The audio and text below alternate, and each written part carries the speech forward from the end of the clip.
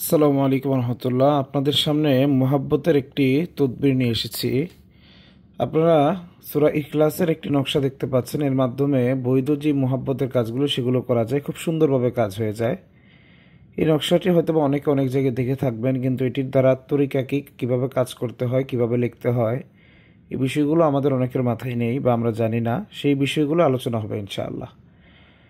তো এই যে নকশাটি দেখছেন, এটা একটি জুল কিতাবি নকশা। অনেক সময় আমরা আদাদ সংখ্যা দিয়ে নকশা দেখি। এটা হচ্ছে আল্লাহ রব্বুল আলমিনের কালামের মাধ্যমে, পবিত্র কোরআনের অত্যন্ত পাওয়ারফুল একটি সূরা ইখলাসের মাধ্যমে তৈরি করা একটি মোহাব্বতের নকশা। আপনারা খেয়াল করছেন, এখানে চারপাশে চারজন ফেরেশতার নাম দেওয়া আছে। জিব্রাইল, তারপর হচ্ছে মিকাইল, তারপর হচ্ছে ইসরাফিল, আজরাইল। চার কোনায় চারজন ফেরেশতার নাম দেওয়া আছে। এদিক থেকে যদি খেয়াল করেন, কুল হুয়াল্লাহু আহাদ আল্লাহুস সামাদ লাম ইয়ালিদ ওয়ালাম ইউলাদ ওয়ালাম ইয়াকুন লাহু কুফুয়ান আহাদ। এখান থেকে যদি পড়েন, কুল হুয়াল্লাহু আহাদ আল্লাহুস সামাদ লাম ইয়ালিদ ওয়ালাম ইউলাদ, এভাবে সিরিয়ালভাবে আসতেছে। হ্যাঁ, ওয়ালাম ইউলাদ ওয়ালাম ইয়াকুন লাহু কুফুয়ান আহাদ। আপনি যেদিক থেকে মিলান না কেন, আপনি কালামের পরিপূর্ণাঙ্গতা পাবেন এবং এর মাধ্যমে খুব সুন্দর কাজ করা যায়, খুব সুন্দর মোহাব্বতের কাজ হয়ে যায়। তবে এটি লেখার একটি চাল আছে, লেখার একটি তরিকা আছে। ওই তরিকা অনুযায়ী লিখতে হবে, অন্যথায় কাজ হবে না। অবশ্যই পূর্ণিমার যে কোনো ভালো দিনে লিখতে হবে, সুন্দর ওয়াক্ত দেখে আশিকের সিতারা অনুযায়ী আপনাকে লিখতে বসতে হবে। আশিকের সিতারা অনুযায়ী মোহাব্বতের কাজটা লেখার জন্য বসতে হবে। আপনারা এই যে আয়াতটুকু আছে, মানে শুরুতে কুল আছে, কুলকে যদি এক ধরেন, হুয়াকে দুই ধরেন, এটা আল্লাহকে তিন ধরেন, আহাদ চার, আল্লাহ পাঁচ, সমাদ ছয়, লাম হচ্ছে সাত, ইয়ালিদ হচ্ছে আট। এভাবে যদি আপনারা হিসাব করেন, আপনারা খেয়াল করতে পারবেন যে 1 2 3 4 5 6 7 8 8 পর্যন্ত আসতেছে। তা আপনারা কি করবেন, প্রথমে একটা লাইন এইভাবে সম্পূর্ণ সূরাটা লিখে ফেলবেন। এই পর্যন্ত একবার লিখে ফেলবেন, এখান থেকে এই পর্যন্ত লিখে ফেলবেন। তারপর কিভাবে চালটা লিখবেন, তারপর আপনারা হুয়াটা এখানে একবার লিখছেন, এখানে আরেকবার হুয়া লিখে দিবেন। এর 2 নাম্বার লাইন থেকে কাজ শুরু করবেন। 1 নাম্বার লাইন আর শেষের যে লাইন, এই দুইটা লাইনে তো একবার করে আছে, এগুলার বারবার লেখার দরকার নাই। আপনারা কি করবেন, হুয়া পাইছেন এখানে, হুয়াটা একবার আরেকবার লিখে ফেলবেন, এই ক্রস বরাবর লিখে ফেলবেন। 2 নাম্বারটা 2 বার আসবে। 3 নাম্বারটা খেয়াল করেন, আল্লাহ আছে। 3 নাম্বারটা আপনারা কি করবেন, একবার তো আপনারা লেখছেন, এখন 3 নাম্বার আল্লাহ পাইছেন, এখানে নিচে আরও 2 বার লিখবেন, তাহলে 3 নাম্বারের 3টা সিরিয়াল পূরণ হয়ে গেল, আল্লাহ আল্লাহ। তারপর 4 নাম্বার খেয়াল করেন, আহাদ আছে।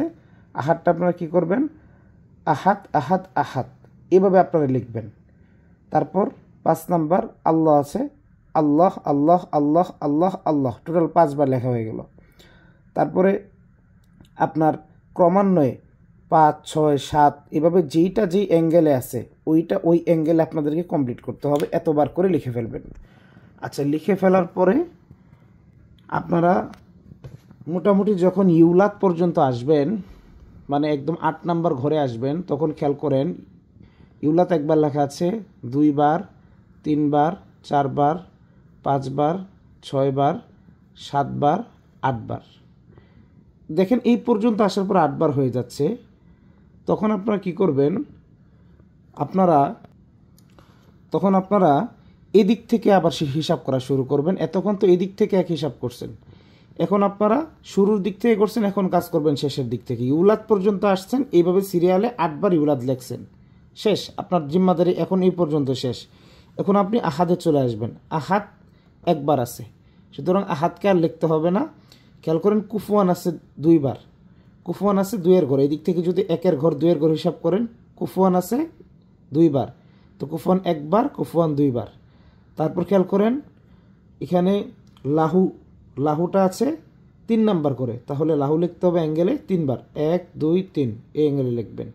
তারপর ইয়াকুন আছে দিক থেকে 1 2 3 4 4 নাম্বার করে, ইয়াকুনটা লিখবেন 4 বার, 1 2 3 4। একবার তো লেখাই আছে, বাদ বাকি আরও 3 বার পূরণ করবেন।